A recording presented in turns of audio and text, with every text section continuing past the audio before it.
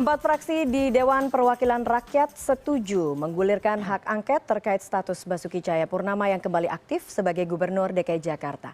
Empat fraksi itu adalah fraksi PKS, fraksi Partai Demokrat, fraksi Partai Gerindra, dan fraksi PAN. Wakil Ketua DPR Fadly Zon menilai pemerintah dalam hal ini Kementerian Dalam Negeri telah melanggar undang-undang dan bertentangan dengan jurisprudensi yang ada. Sebab menurutnya sejumlah kepala daerah yang tersangkut kasus hukum selama ini langsung diberhentikan. Kita akan mengajukan satu pansus angket Ahok Gate, gitu ya, karena ini terkait dengan dugaan penyalahgunaan atau pelanggaran terhadap undang-undang.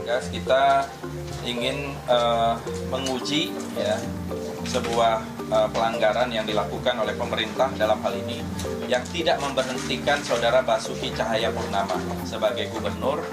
Sementara itu, Wakil Ketua DPR RI Fahri Hamzah justru menilai hak angket belum diperlukan. Ia menilai sebaiknya dilakukan hak interpelasi terlebih dahulu karena prosesnya lebih mudah dan cepat. Jika jawaban atas hak interpelasi itu tidak memuaskan, barulah kemudian diajukan hak angket. Khusus untuk Kemendagri, saya kira interpelasi aja biar cepat. Karena kalau interpelasi itu prosesnya relatif lebih cepat, kita ingin mendengarkan jawaban resmi pemerintah. Tapi saya menganggap bahwa kalau ini diangket, ini akan menjalar gitu. Karena kasus ini akan mengungkap hubungan-hubungan istimewa yang akan banyak sekali nanti. Menteri Dalam Negeri Cahyokumolo sebelumnya beralasan keputusannya tidak memberhentikan Ahok sebagai Gubernur DKI sudah sesuai perundangan. Sebab kasus yang menjerat Ahok belum berkekuatan hukum tetap. Pada posisi Pak Ahok sebagai terdakwa, karena tidak ditahan dan ancaman hukumannya belum ada putusan dari jaksa pasti apakah menggunakan 4 atau 5 tahun, ya saya harus adil sebagaimana teman-teman pejabat yang lain yang kasusnya di bawah 5 tahun ya tidak, sepanjang tidak ditahan ya dia tetap menjabat sampai keputusan hukum tetap. Empat fraksi di DPR telah menginisiasi hak angket penonaktifan Basuki Cahayapurnama sebagai Gubernur DKI Jakarta. Sebanyak 90 anggota DPR dari fraksi Gerindra, PKS, PAN, dan Partai Demokrat menandatangani pengajuan hak angket tersebut. Agus Firmansyah, CNN Indonesia.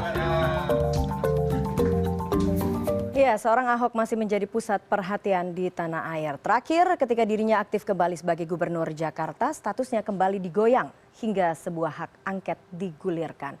Pro dan kontra aktifnya kembali Ahok sebagai Gubernur Jakarta ini mencuat di kala masa tenang Pilkada.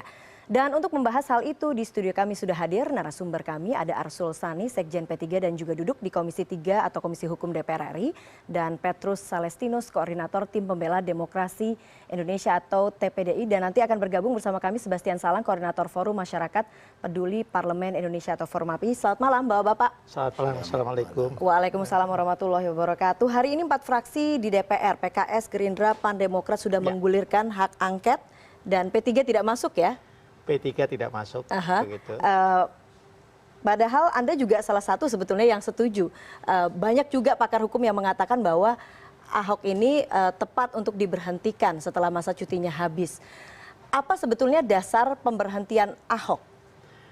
Ya, kalau dari sisi pandangan hukum, posisi P3 memang atau pandangan hukum P3 memang ada pada pendapat bahwa Ahok seyogianya diberhentikan sementara berdasarkan pasal 83 ayat 1 dan di ayat 2-nya adalah ketika perkara itu sudah terregister di pengadilan. Nah, masuk dalam masa sidang. Kenapa alasannya seperti itu? Memang di dalam pasal 83 itu ya kata-katanya paling singkat 5 tahun, sedangkan pasal 156A itu paling lama 5 tahun. Nah, kami di P3 dalam perspektif hukum kami itu melihat bahwa di situ kalau dulu kita belajar matematika ada yang namanya diagram Venn, ada daerah arsirannya, yaitu 5 tahun. Jadi bersinggungan ya, karena gitu ya. bersinggungan 5 tahun, bukan di bawah 5 tahun, maka pengertian kami, pemahaman kami ini harus masuk. Itu satu dari sisi penafsiran leksikal saja ya. Penafsiran leksikal ya, yang kemudian dari sederhana sisi begitu ya. penafsiran suasana kebatinan pembentuk undang-undang, memori van Tuchliting, ya, di situ juga Ahok ini kenapa harus diberhentikan? Karena selain faktor yang saya sebutkan tadi, di pasal 83 itu adalah ada perbuatan yang dapat memecah belah negara kesatuan Republik Indonesia. Penistaan agama itu. Nah, ini bisa masuk. Perbuatan penistaan agama ini karena faktanya juga menimbulkan reaksi yang demikian hebatnya tidak hanya di Jakarta tapi di seluruh Indonesia. Baik, tapi apakah interpretasi leksikal itu cukup untuk kemudian membuat seorang gubernur harus diberhentikan? Saya kira begini, interpretasinya tentu tidak hanya secara leksikal saja. Siapapun yang belajar hukum ya, ketika ambil mata kuliah ilmu perundang-undangan itu sudah diajari bagaimana menafsirkan sebuah peraturan perundang-undangan ya. Kalau misalnya ada di penjelasan ya kita lihat penjelasannya. Hanya kan penjelasan pasal 83 ini cukup jelas ya. Ketika di penjelasan tidak ada, maka kemudian kita melihat apa yang disebut memori van Tuchliting, risalah pembahasannya. Kemudian kalau itu tidak ada juga dengan metode komparatif ya, komparatif metode ya, dengan melihat ketentuan-ketentuan sejenis di undang-undang yang lainnya. Yang berikutnya kemudian melihat praktek penerapan pasal itu pada kasus-kasus lain, ya, di mana 5 tahun dan ke atas itu seperti apa prakteknya selama ini. Selama ini memang ada selama beberapa ini banyak kepala daerah yang memang diberhentikan. Iya, ya, terlepas itu juga kasusnya karena pidana yang ancamannya lebih berat, misalnya korupsi dan lain sebagainya. Itu perspektif kami. Tetapi meskipun kami ini secara hukum berpandangan Ahok itu seyogianya sementara diberhentikan, kami berpendapat kalau misalnya ya saat ini belum diberhentikan, maka kemudian DPR mau melakukan fungsi-fungsi pengawasan, maka yang dipilih itu bukan dengan menggunakan hak angket. Baik, sebelum kita ke sana, Pak Petrus, artinya memang sudah cukup sebetulnya alasan untuk memberhentikan Ahok. Anda tidak setuju? Kita tidak sepakat dengan pandangan yang menyatakan bahwa Ahok harus diberhentikan. Karena pasal 83 itu sudah jelas. Pasal 83 itu mengkualifikasi hanya kejahatan-kejahatan tertentu yang boleh membuat seorang kepala daerah diberhentikan sementara. Di situ dia katakan bahwa setidak-tidaknya atau serendah-rendahnya 5 tahun. Artinya boleh. Maksimum sampai berapapun. Nah, di sini kita lihat selain serendah-rendahnya 5 tahun juga setelah itu ada tindak pidana korupsi, ada teroris, atau perbuatan lain yang mengancam keutuhan NKRI. Tapi tidak secara jelas sebetulnya kan? Bukan tidak secara jelas ya. Kualifikasi kejahatan pasal 156A itu memang ya seperti yang kita lihat sekarang kan, hanya di Jakarta. Ada pro dan kontra itu hal yang biasa. Apalagi ini menyangkut Ahok yang memang dari sejak awal tidak dikehendaki. Jadi jangan kita menggeneralisir setiap ada pro dan kontra. Ada yang setuju dan ada yang tidak setuju hanya dalam kelompok yang kecil, kemudian kita menyatakan bahwa ini mengancam NKRI. Pasal 156A itu secara jelas hanya menyatakan bahwa setinggi-tingginya 5 tahun. Memang pada tahun 2004 dalam Undang-Undang Pemda yang lama, itu dia mengklasifikasi hanya 4 tindak pidana yang boleh seorang kepala daerah diberhentikan. Tindak pidana korupsi, tindak pidana teroris, tindak pidana narkoba, dan ada satu lagi. Dan tidak termasuk dalam tadi tidak itu termasuk, mengancam. tapi di tahun 2014 memang ini diperketat secara limitatif, dikatakan bahwa ancaman pidananya harus serendah-rendahnya 5 tahun, tindak pidana korupsi, tindak pidana teroris, makar dan lain-lain. Ini berarti hanya kejahatan dengan kualifikasi dan dampak yang sangat meresahkan masyarakat secara luas yang boleh menyebabkan seorang dia menjadi terdakwa dan diberhentikan sementara. Anda tidak melihat Ahok itu memberikan dampak meresahkan masyarakat secara luas dengan demonstrasi-demonstrasi yang betul, ada? Tidak ada. Buktinya sekarang ya jalan seperti biasa. Silakan Pak Arsul. Aparat keamanan masih mampu melokalisir.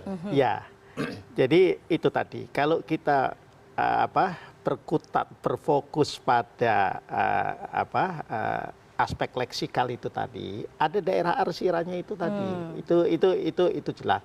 Yang kedua, kita juga melihat dari perspektif ilmu hukum pidana. Ya, saya melihat bahwa dalam kasus Ahok ini, sepanjang yang saya ikuti dari persidangan yang ditayangkan media itu, ada apa yang disebut aspek konkursus realis, ya, di mana perbuatan dakwaan atas perbuatan penistaan atau penodaan agama itu tidak hanya sekali dilakukan. Ada yang di Pulau Seribu, ada yang ditulis di buku, ada yang juga viral. Jadi sebetulnya kalau kita melihat dari perspektif konkursus realis itu tadi, yaitu perbuatannya satu jenisnya, tetapi dilakukan lebih dari sekali, maka ancaman pidananya itu maksimal bukan hanya 5 tahun, 5 tahun plus sepertiga, kata pasal 65 KUHP. Nah, jadi itu menjadi di atas 5 tahun. Itu dari perspektif itu juga baru bisa dilihat. Tapi sekali lagi oke lah, karena ini masalah hukum, ya, dan kemudian ada dua sudut pandang terlepas mayoritas ahli hukum yang saya baca ya dari medsos itu, rombongannya Profesor Mahfud, Denny Indrayana, Zainal Arifin Mohtar itu ada di posisi yang seperti saya sampaikan, ada Mas Refli Harun yang ada di posisi seperti Pak Petrus Celestino sampaikan, ya sudah. Nah, kalau bagi kami yang di DPR harusnya ada RDP dipanggil, ada Pak Menterinya. Nah, kemudian masing-masing apa supaya lebih clear, supaya lebih clear gitu. Kita kan harus fair juga.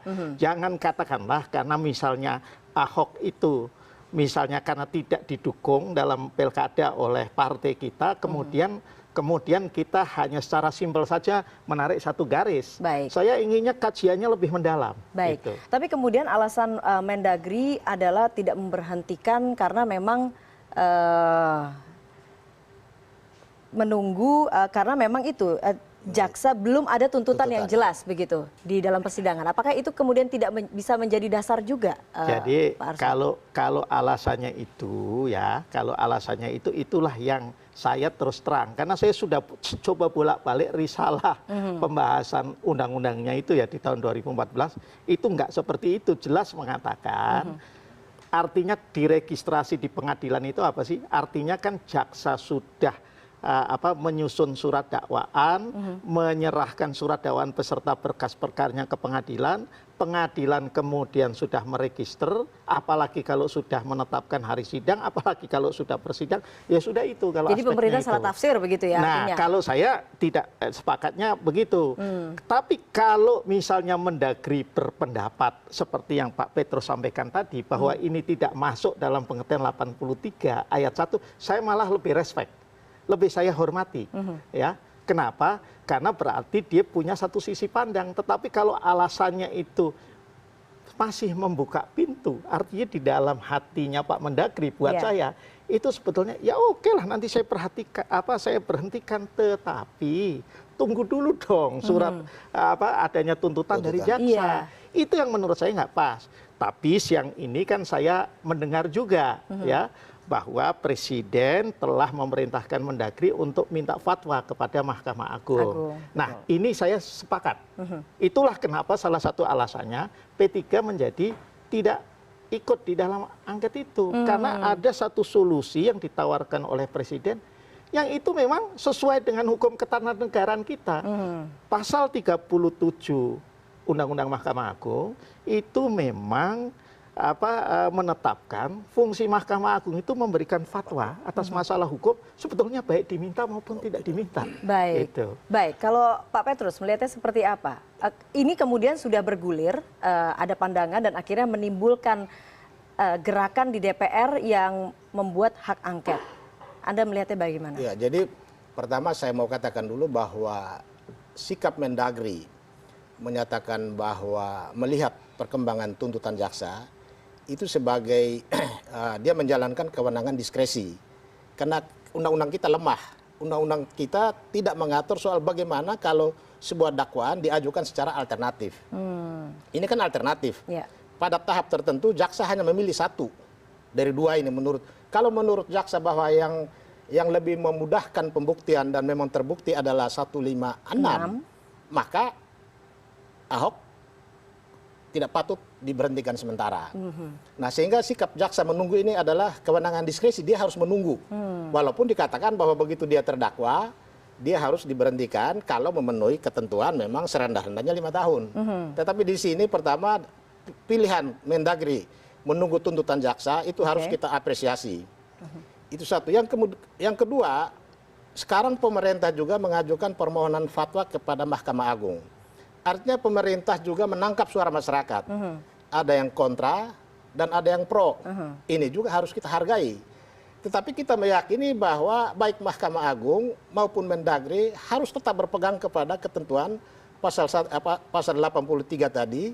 Karena itu seharusnya Mendagri mulai sekarang ini harus tegas menyatakan bahwa kami tetap berpegangan kepada pasal 83, yaitu bahwa dalam kasus Ahok terlebih-lebih dengan tuduhan pasal 156A tidak masuk kategori untuk diberhentikan sementara. Sikap tegas itu yang harusnya sekarang Mendagri menyatakan itu. Bahwa nanti kemudian fatwa Mahkamah Agung menyatakan lain, ya tentu tergantung sikap pemerintah. Karena sekarang masih abu-abu. Karena sekarang sebetulnya masih abu-abu begitu. Ya itu tadi. Artinya kalau Pak Mendagri ini kemudian tegas, jelas, ya, apakah kemudian berpikir akan memberhentikan sementara atau tetap mengikuti pendapatnya Pak Petrus Celestinus, maka itu barangkali justru lebih jelas bagi DPR. Tapi menurut saya ketika Presiden itu kemudian sudah memutuskan untuk minta fatwa, ya artinya kita memang harus, karena ini kan persoalan hukum. Betul. Ya, karena persoalan hukum kemudian digunakan jalur hukum khusus dalam hal ini minta fatwa, yang menurut saya memang harus kita tunggu juga. Ya, untuk itu tentu kita berharap fatwanya memang dikirim itu besok misalnya, dan kemudian Mahkamah Agung harus mengkajinya secara cepat. Sehingga ini tidak menimbulkan kegaduhan politik terus-menerus. Baik, karena memang di DPR pun sudah ada gerakan begitu ya. Ada hak angket yang kemudian mempertanyakan masalah ini. Kita akan lanjutkan setelah jeda Pak Petrus, Pak Arso. Kami akan segera kembali, CNN Indonesia Prime News segera kembali.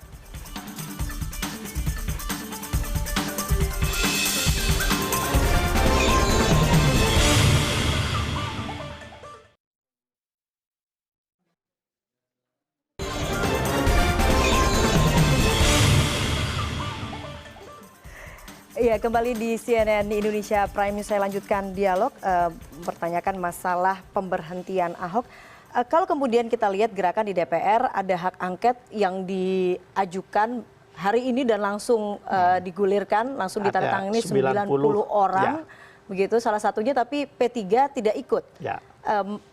Mengapa menilai seperti itu, Kak? Apakah memang karena ini terkesan tadi menunggu fatwa dari Mahkamah Agung, apakah tapi memang P3 berpandangan bahwa ini memang ada apa di balik hak angket ini? Ya, jadi kebetulan ya banyak, karena ini sudah menjelang pilkada ya, terus terang saja sebetulnya anggota DPR tidak ada di DPR ya, karena kan mereka kan kemarin itu kan baru kampanye akbar ya, jadi ada yang saya lihat jadwal-jadwal di banyak komisi hari ini itu memang off ya, kosong, sehingga tidak banyak. Nah, termasuk P3. Saya sendiri juga hari ini nggak datang ke DPR karena di cancel rapat panja RKUHP itu ya, ditunda. Sehingga ya memang tidak banyak yang tahu. Kemudian yang kedua, setelah kita mendapatkan ya P3. Jadi P3 sama sekali tidak tahu ada hak angket yang sedang digulirkan? Tidak tahu pada paginya. Kemudian siang memang kami diberi oleh teman-teman pengusul, itu tor angketnya lah gitu ya. Tornya itu, nah setelah kita pelajari, kita melihat bahwa karena ini satu, pada saat itu belum mendengar kami ya bahwa Presiden itu memutuskan untuk minta fatwa dari Mahkamah Agung. Kita sudah berpendapat bahwa ini seyogianya tidak langsung melalui angket ya. Pilihan-pilihannya bisa yang seperti saya sampaikan tadi, Komisi 2 sebagai komisi pemerintahan dalam negeri ya, itu memanggil Mendagri dan para ahli hukum, duduklah sama-sama di situ memperdebatkan rapat dengar pendapat terlebih dahulu. Apa argumennya Mendagri. pilihan yang berikutnya, kalaupun mau lebih dari itu adalah hak mengajukan pertanyaan dari masing-masing anggota DPR. Hak interpelasi begitu ya. Nggak, mengajukan pertanyaan Mengajukan aja kepada pertanyaan. Presiden. Ya, bertanya, kenapa kok tidak diberhentikan ini, dengan tentu menyampaikan juga sudut pandangnya para penanya itu. Ya. Nah, kalau angket ini belum apa-apa kan sudah menyelidiki, langsung pengen menyelidiki gitu kan, itu hak penyelidikan gitu loh. Nah, padahal yang mau diselidiki ini itu masih membuka peluang kan untuk bisa juga memberhentikan. Baik, ya. tapi tadi kemudian yang menarik disebutkan oleh Wakil Ketua DPR Fahri Hamzah, nantinya akan terbuka ini ada hubungan-hubungan istimewa. Apakah P3 melihat hal ini? Ya begini, yang namanya apapun forum di DPR dan instrumen pengawasan yang dilakukan di DPR itu kan memang bisa meluas, bisa juga menyempit. Ya, jadi kalau Pak Fahri mengatakan demikian, itu bukan sesuatu yang luar biasa. Di DPR itu kadang-kadang samalah juga dengan KPK juga kan, apa yang disebut pengembangan kasus itu kan bisa juga. Itulah yang kalau dalam hasanah politik yang disebut dengan manuver politik kan seperti itu. Nah, jadi ya buat kita kan nggak heran ya, kalau setiap katakanlah ya pendirian posisi politik itu kan pasti ada pengimbangnya juga ya. Dalam hal ini partai-partai yang berkoalisi sebagai koalisi partai pendukung pemerintahan kan juga kuat juga, bahkan secara jumlah lebih besar. Ya, itu. Baik, kalau dari hitung-hitungan kertas memang dari fraksi yang menggulirkan hak angket ini memang masih belum memenuhi, belum setengah dari 560 itu. Kalau Anda melihatnya seperti apa, Pak Petrus? Apa yang Anda khawatirkan dengan bergulirnya hak angket memang ini? Ini terlalu dicari-cari ya, karena kalau kita lihat dari tujuan pembentuk undang-undang melahirkan pasal 83 ini ada dua hal yang mau dicapai. Pertama, mau melindungi para kepala daerah yang sebelum ini selalu menjadi target kriminalisasi untuk menjegal yang bersangkutan menuju pemilihan berikutnya. Ya, dulu paling gampang menjadikan seorang tersangka pasal apa saja untuk menghambat. Jadi pasal 83 ini sebetulnya ingin menyelamatkan seorang kepala daerah dari upaya kriminalisasi, dan yang kedua melindungi masyarakat dari jebakan-jebakan tertentu sehingga jangan sampai seorang kepala desa yang melakukan kejahatan yang meresahkan tetapi lolos dan terpilih. Jadi ini sebetulnya nilai pasal 83 ini luar biasa, tapi hanya karena ini berhadapan dengan seorang Ahok, semua bisa saja dimunculkan. Dan ini kan sebetulnya sebuah kesia-siaan. Banyak hal yang harusnya semata-mata karena Ahok begitu ya. Banyak hal yang sebetulnya bisa dilakukan angket untuk kepentingan bangsa dan negara. Jadi ini sebetulnya ya saya katakan terlalu dicari-cari. Karena apa? Karena sikap Mendagri, walaupun dia menyatakan bahwa menunggu tuntutan jaksa, tetapi sebetulnya Mendagri ingin memberi ruang kepada masyarakat supaya memberikan suara. Ada yang pro dan ada yang kontra, sehingga pada saatnya Mendagri akan mengambil sikap tegas. Baik, tapi Mendagri sebetulnya juga memang pernah menjanjikan begitu, kalau saya baca di media massa, dia akan memberhentikan Ahok setelah, jadi alasannya adalah memang karena cuti, sehingga Ahok tidak bisa diberhentikan. Sehingga wajar kemudian masyarakat menanyakan hal ini di saat Ahok sudah selesai cuti begitu, Pak Petrus? Iya, memang walaupun Ahok sudah selesai cuti, sudah dilakukan serah terima, walaupun Mendagri menyatakan bahwa lihat dulu tuntutannya akan diarahkan kemana. Apakah pasal 156 ataukah 156A. Kalau misalnya 156A menurut Mendagri baru akan mengambil sikap yaitu memberhentikan sementara. Tapi sekarang muncul reaksi dari masyarakat. Ada satu pihak yang menyatakan bahwa pasal 156A itu pun tidak masuk dalam pengertian atau kriteria seperti yang dimaksud oleh pasal 83 tadi. Karena pasal 83 itu bertujuan hanya kejahatan-kejahatan besar dengan kualifikasi meresahkan masyarakat, membawa dampak yang luar biasa bagi kepentingan bangsa dan negara. Itulah yang membuat seorang kepala daerah dalam posisi sebagai terdakwa bisa diberhentikan sementara. Baik, apakah kemudian kekhawatiran itu Pak Arsul ya, yang akhirnya membuat DPR akhirnya bergerak begitu? Nanti jangan-jangan di saat persidangan memang apa yang dikhawatirkan terjadi, tuntutannya tidak sesuai dengan harapan mereka begitu? Ya, tentu saya harus mendalami lebih lanjut besok ya dengan teman-teman yang menjadi pengusul hak angket. Tetapi tidak tertutup kemungkinan seperti itu ya.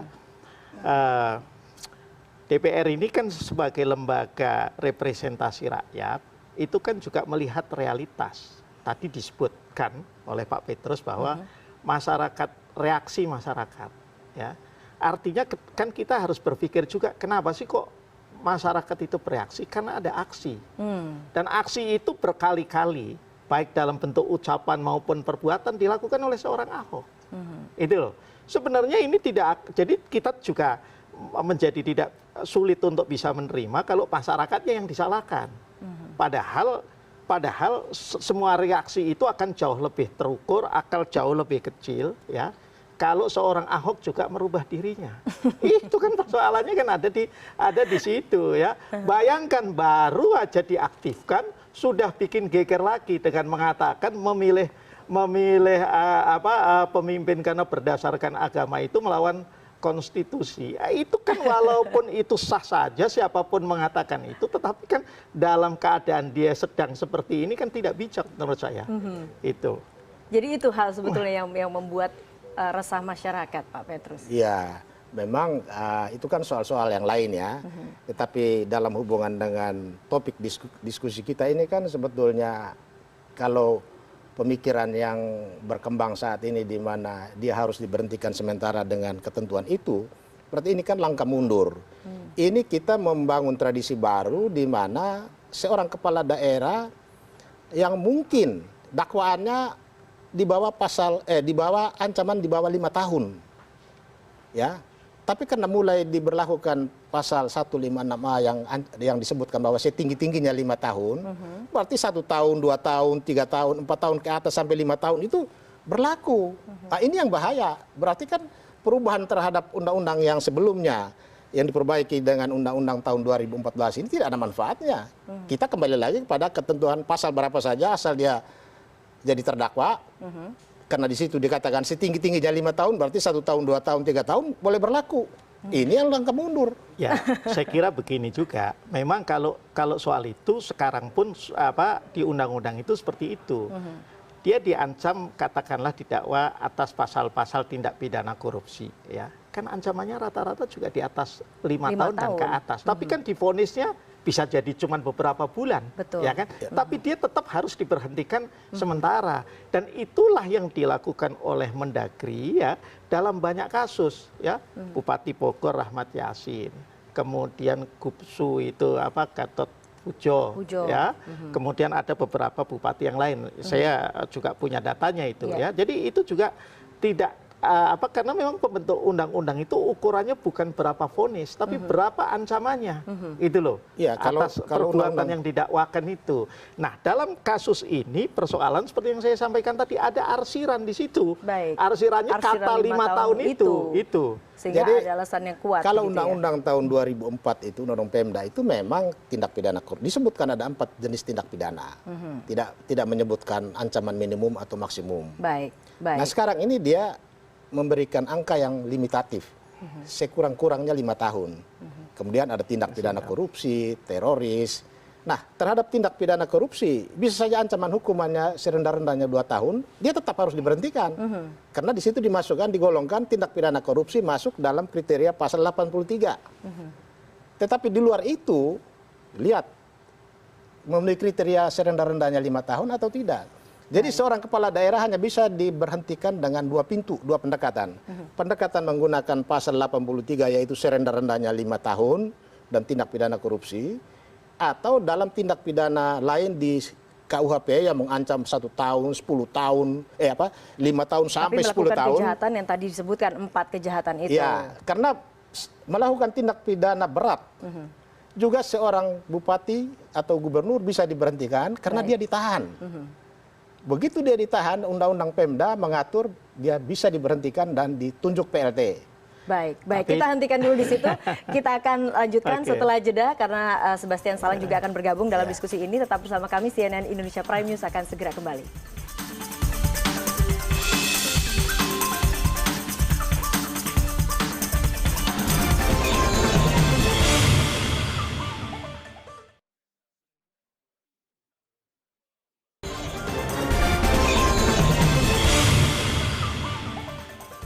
Ya, Anda kembali dalam CNN Indonesia Prime News. Bergabung bersama kita Sebastian Salang. Iya. Bang Sebastian, macet ya tadi ya? Waduh, luar biasa. Ya. Tapi tidak seperti hak angket yang bergulir DPR. Tidak macet karena langsung hari ini sudah bergulir ya. Anda melihatnya seperti apa? Iya, jadi saya melihat sih beberapa saat terakhir ini DPR cukup bergairah ya untuk menggunakan hak-haknya. Dan yang lagi ngetren belakangan itu hak angket. Begitu. Ya itu baik-baik saja supaya DPR itu tidak dianggap makan gaji buta. Gitu. Nah, tetapi begini memang di balik bergairahnya DPR untuk mengusulkan hak angket, mestinya pertama supaya tidak dipermalukan di kemudian hari, mereka mesti betul-betul mencermati dengan sangat serius, lalu kemudian memastikan bahwa memang ini layak diangketkan atau tidak. Sehingga angket yang diwacanakan itu tidak berhenti di tengah jalan. Sampai sekarang wacana angket penyadapan itu kan juga hilang, nggak keluar. Lalu sekarang muncul lagi mau angket soal Ahok. Jadi tapi yang ini kelihatannya serius. Akhirnya kemudian publik membaca ini DPR ini kok main-main saja. Atau memang DPR ini sedang mempermainkan haknya sendiri. Untuk kepentingan politik lah, untuk macam-macam. Nah dari sisi itu saya bilang ya di satu sisi bolehlah DPR bergairah gitu supaya kelihatan ada kerjaan. Tapi di sisi lain jangan mempermalukan diri sendiri. Jadi angket itu hanya sekedar wacana. Dan kesannya mereka seperti tidak paham gitu. Kalau mau wacanakan sesuatu ya mesti serius. Gitu. Nah di luar itu kan kita semua tahu bahwa kinerja DPR ini kan lagi jeblok-jebloknya. Jangan-jangan ini mereka mau menutupi ya kinerja yang jelek itu lalu bikinlah sesuatu yang sensasional. Tetapi mesti serius. Kalau enggak seperti sekarang ini saya lihat memang ini hanya sekedar sensasi politik yang mereka sendiri juga tahu bahwa ini kalau Menteri Dalam Negeri datang duduk menjelaskan selesai persoalan. Mestinya kan DPR melakukan itu dulu. Sebelum mereka rame-rame ke publik, undang dong Menteri Dalam Negeri apa sih sebetulnya yang terjadi, lalu apa alasan mereka untuk menonaktifkan atau tidak menonaktifkan atau tidak memberhentikan sementara, kan bisa dijelaskan. Setelah itu kalau memang tidak puas dan argumentasinya cukup kuat, nah baru mereka masuk ke tahap berikutnya. Ini enggak. Belum apa-apa, tiba-tiba langsung mau wacanakan hak angket. Jadi ini seperti lucu-lucuan aja menurut saya di DPR. Tapi apakah memang di P3 sendiri tidak pernah dari Komisi 2-nya misalnya berinisiatif di dalam Komisi 2 untuk memanggil Mendagri begitu? Oh ya sudah, tentu di sana ada 4 orang dari P3 itu juga sudah menyampaikan walaupun secara informal kepada teman-teman fraksi lain. Itu tadi kan saya sampaikan posisi P3 itu menghendaki agar Komisi 2 secara khusus mengagendakan rapat dengar pendapat soal ini dan panggillah semua pakar-pakar hukum ini, baik yang pro maupun yang kontra, gitu ya. Itu, nah itu sudah tentu sudah disampaikan, ya. Nah, kami kemudian ya kalau saya susah juga merespon karena posisi saya dalam hal ini kebetulan lagi sama sih sama Bang Sebastian Salang ini gitu kan. Sama dengan ketika walaupun kami sama-sama di Pilkada DKI ya, mengusung AHY Silvi begitu ya. Tapi begitu Demokrat mengatakan akan mewacanakan hak angket atas penyadapan, saya bilang nggak bisa, ini persoalan hukum ya. Jadi harusnya diselesaikannya di jalur hukum lewat Komisi 3 bisa, gitu loh. Misalnya meminta Kapolri karena itu bukan delik aduan, itu delik biasa. Jadi walaupun nggak ada yang ngadu, bisa saja menggunakan instrumen pengawasan untuk meminta Kapolri agar membuka penyelidikan atas kasus itu. Ya, sebab kalau belum apa-apa itu langsung angket, ini seperti mau nembak ayam dengan mitra liur, gitu loh. Gitu. Apalagi 2 hari lagi sebetulnya ya, Bang Sebastian, kita akan memberikan pilihan warga Jakarta. Orang kan, akhirnya tidak bisa memisahkan 2 hal ini. Ya, jadi kesannya kan DPR itu jadi alat politik. Ya memang lembaga politik, Bang. Bukan. Sebagai lembaga politik, tapi jangan dipakai sebagai alat politik untuk kepentingan yang menurut saya tidak seharusnya mereka memainkan itu. Ada hal yang sangat serius gitu yang mestinya dipikirkan oleh DPR sekarang ini gitu, daripada sekedar bermain-main dengan hal yang seperti ini. Yang saya bilang, mereka tahu persis bahwa ini tidak bakal dilanjutkan proses angketnya, tapi ini hanya sekedar memwacanakan aja.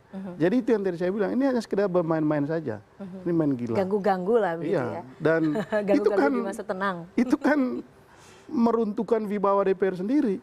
Jadi begitu nanti ada hal yang sangat serius yang memang butuh penyelidikan di DPR, akhirnya publik sudah jadi nggak percaya. Oh, kemarin kamu ngomong soal angket ini sekarang ini lagi. Lalu jadi ini hanya sekedar main-main. Kan kasihan DPR yang punya DPR yang seharusnya menjadi sebuah lembaga yang berwibawa. Gitu. Jadi Anda tidak melihat ini akan terlalu serius begitu bergulirnya? Begini, kalau kita bicara soal angket yang serius, ini tidak mudah.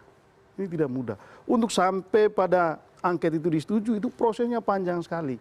Kalau kita bicara soal peta politik di DPR ini lain lagi. Peta politik mayoritas koalisi di DPR itu pendukung pemerintah.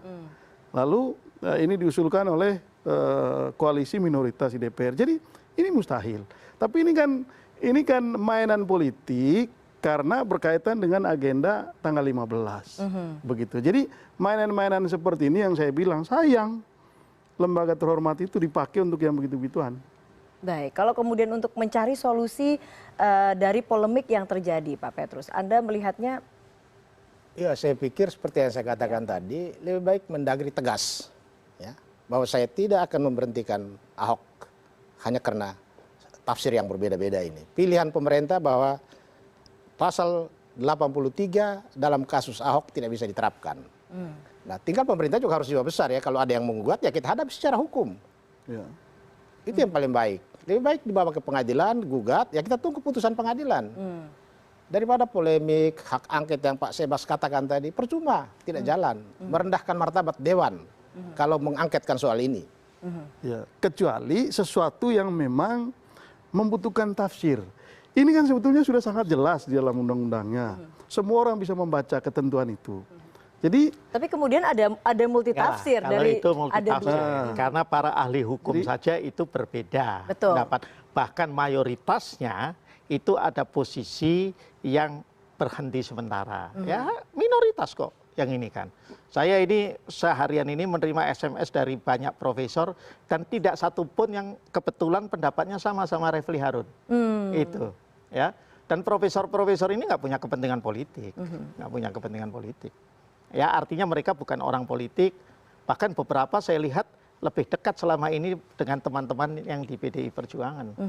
Itu. Ya, artinya kalau dari pandangan hukum sebetulnya clear begitu? Ya artinya saya tidak juga boleh mengatakan bahwa absolutely clear harus diberhentikan karena faktanya masih ada Pak Petrus dan kawan-kawan yang seperti itu. Tetapi saya ingin kembali juga fairness-nya.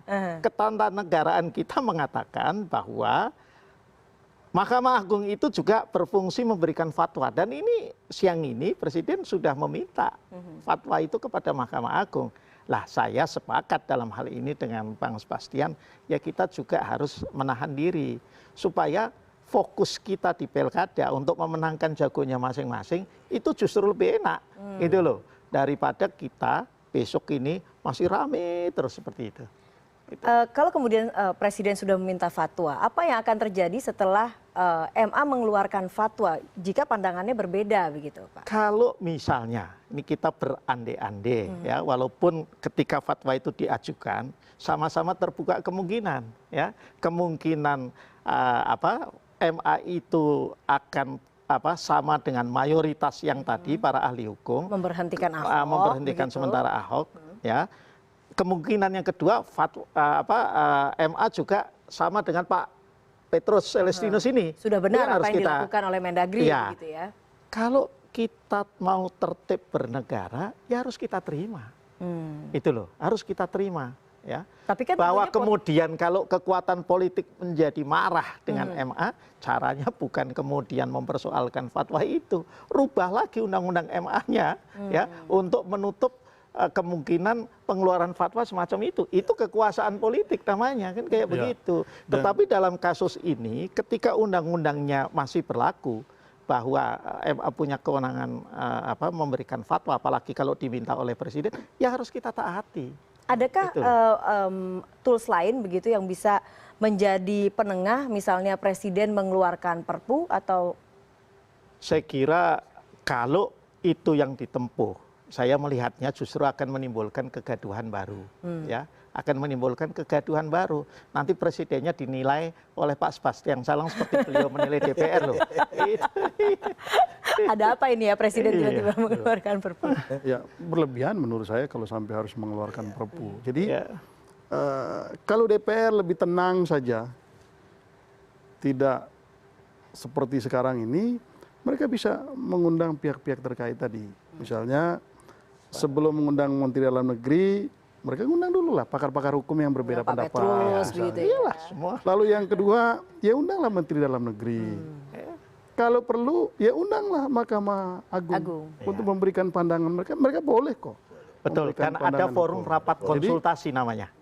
Jadi itu kalau mau menjadikan DPR itu lembaga yang memang betul-betul lembaga yang berwibawa gitu.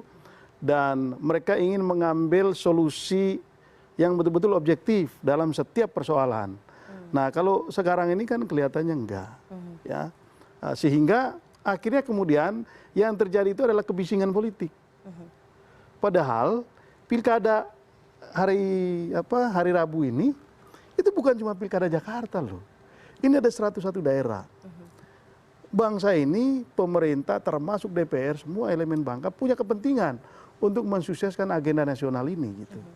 Dan jangan lupa di 101 daerah itu adalah kader dari semua partai politik. Tidak cuma kader dari satu partai saja. Masalahnya sekarang ini seolah-olah semua perhatian itu hanya tertuju pada DKI Jakarta. Yang 100 lainnya terlupakan. Gitu ya. 100 lain seolah-olah nggak ada gitu loh. Nah ini yang menurut saya mesti dikembalikan. Ini agenda nasional, pilkada itu di seluruh Indonesia. Mesti diciptakan iklim yang kondusif supaya masyarakat itu datang menggunakan haknya pada tanggal 15 itu betul-betul tanpa tekanan, tanpa ada intimidasi, dan mereka bebas menentukan pilihan supaya yang dihasilkan nanti itu adalah 101 kepala daerah yang baik untuk daerahnya masing-masing. Tanpa money politik juga. Tanpa money politik tentunya. Jadi itu nggak boleh gitu. Baik, tapi sebetulnya apa yang dilakukan DPR kalau kemudian saya mengutip dari pihak-pihak yang mengajukan hak angket adalah karena memang dia tidak ingin ada kepala daerah yang dianak emaskan, misalnya Ahok dianak emaskan, ingin memberikan pencerahan sebetulnya kepada masyarakat mengapa kemudian hak angket ini digulirkan sekarang sebelum nantinya warga akhirnya menentukan pilihan pada hari Rabu nanti begitu. Apakah itu tidak bisa dijadikan alasan yang kuat begitu untuk melihat DPR mengajukan hak angket? Ya, demi masyarakat juga sebetulnya. Kalau bicara hak kan memang DPR punya hak ya untuk mengajukan itu boleh-boleh saja. Bahkan gairahnya ini kan luar biasa menurut saya. Tetapi ada tahapan-tahapan yang mereka lupa untuk memastikan memang ini layak untuk diangketkan atau tidak. Begitu. Saya justru berpikir sebaliknya. Kalau bukan Ahok ini, apakah memang DPR bersemangat seperti ini? Kan bisa juga sebaliknya. Kelihatannya kan karena Ahok. Seolah-olah Ahok ini menjadi musuh gitu banyak pihak, lalu kemudian ada celah sedikit rame-rame gitu. Nah ini kan yang saya juga melihat ya tidak sehat kita berbangsa kalau cara berpikirnya begini. Gitu. Baik, Pak Petrus? Ya, saya tentu tidak sepakat kalau mereka menyatakan bahwa Ahok ini dianak emaskan. Ahok ini kan terkena kriminalisasi. Kriminalisasi dalam pengertian kita lihat mulai dari proses penyidikan perkara dia terlalu cepat. Banyak hak-hak Ahok yang dijamin oleh undang-undang, tapi dia tidak bisa menggunakan itu karena dalam waktu singkat perkaranya sudah dilimpahkan ke penuntutan. Di tahap penuntutan pun kewenangan jaksa untuk melakukan yang namanya pra penuntutannya, dia harus perbaiki semua BAP yang masih pincang, itu sama sekali tidak dilakukan. Sehingga yang kita lihat sekarang di persidangan, banyak keterangan saksi yang publik menyatakan, bahkan penasihat hukum menyatakan bahwa keterangannya tidak bernilai. Itu akibat dari apa? Karena jaksa tidak punya kesempatan untuk memperbaiki BAP yang masih minim, masih pincang, masih sumir. Ini yang membuat banyak hak Ahok baik di dalam penyidikan maupun penuntutan tidak dijamin sepenuhnya oleh penyidik maupun penuntut umum. Jadi dia terkriminalisasikan sedemikian rupa. Sekarang mereka bilang Ahok diistimewakan. Apanya yang diistimewakan? Tidak ada. Anda tidak melihat itu? Tidak melihat itu. Ya, ada satu sisi pandangan Ahok dikriminalisasikan. Tapi kalau kita tanya ke masyarakat, banyak juga yang percaya yang terjadi justru dekriminalisasi terhadap Ahok. Ya, urusan rumah sakit sumber waras, reklamasi, pembelian tanah di Cengkareng, itu aparat penegak hukum juga tidak tegas. Termasuk mohon maaf KPK. Ya, KPK itu menggantung. Padahal dia minta misalnya di kasus rumah sakit sumber waras, dia minta audit investigatif ke BPK, BPK sudah kasih, dan pada ratusan kasus korupsi yang lain, ya KPK itu mendasarkan penyidikannya lebih lanjut pada atas dasar audit investigatif pada kasus rumah sakit sumber waras tidak. Jadi memang juga saya tidak ingin menyalahkan hanya pemerintah, ada juga lembaga penegak hukum yang memang tidak tegas juga, gitu loh. Ya, padahal harusnya tegas saja. Kalau memang tidak bersalah, tidak memenuhi unsur, katakanlah tidak. Tapi kalau memenuhi unsur, jangan kemudian pakai standar jawaban. Ini masih dalam proses penyelidikan. Penyelidikan mau sampai kapan? Mau audit investigatifnya sudah selesai kok. Itu loh. Nah, ini juga ada kontribusi yang dilihat oleh sebagian besar masyarakat kita. Saya berani mengatakan sebagian besar terjadi proses dekriminalisasi dalam kasus ini.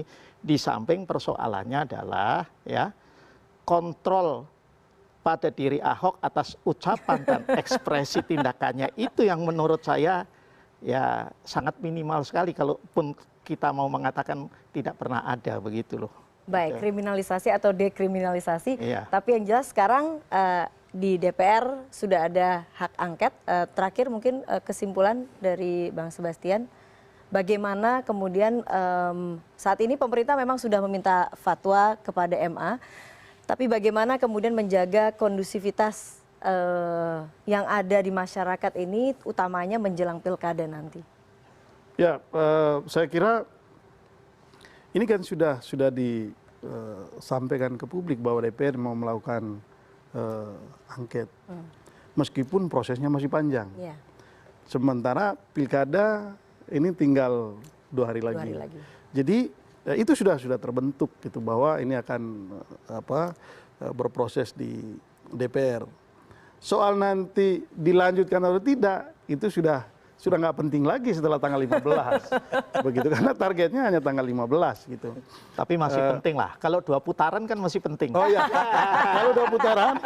kalau 2 putaran mungkin ini akan di-maintain terus ya sampai 2 putaran. Tapi kalau enggak, kalau selesai cuma 1 putaran, maka akan berhenti juga.